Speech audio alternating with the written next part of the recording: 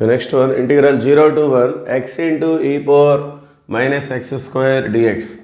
So put x square is equal to t. So x square ni manam t ga తీసుకుందాం. Differentiate with respect to x. ఎప్పుడైతే substitution తీసుకుంటామో derivative చేసుకోవాలి. So derivative of x square means 2x. Derivative of t with respect to x means dt by dx. Okay. So dx left side, 2 right side, it become x dx is equal to 1 by 2 dt. Now the integral become like this, integral 0 to 1. So e power minus t, x dx means 1 by 2 dt. Okay. So 1 by 2 outside వచ్చేస్తుంది. Integral e power minus t dt means it is nothing but minus e power minus t.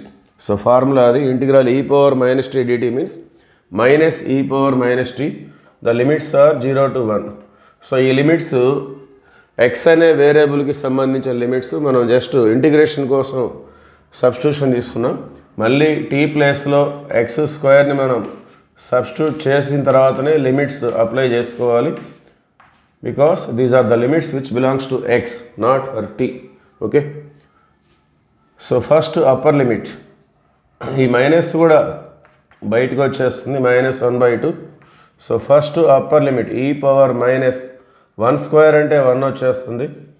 Upper minus lower e power -0, -0 or +0, 0కి minus plus అనేది ఏముండదు. So first 1 substitute చేస్తాం. ఈ power -1 square అంటే -1, తర్వాత 0, ఈ power -0 square అంటే 0. So -0 అయినా +0 అయినా ఒకటే ఉంటుంది. సో -1/2 ఈ power -1 means 1/e minus e power 0 means it is equal to 1. Okay.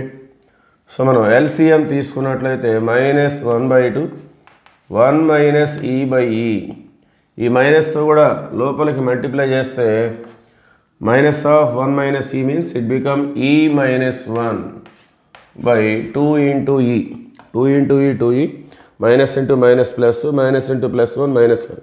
So finally the answer is e minus 1/2e. Okay. Thank you.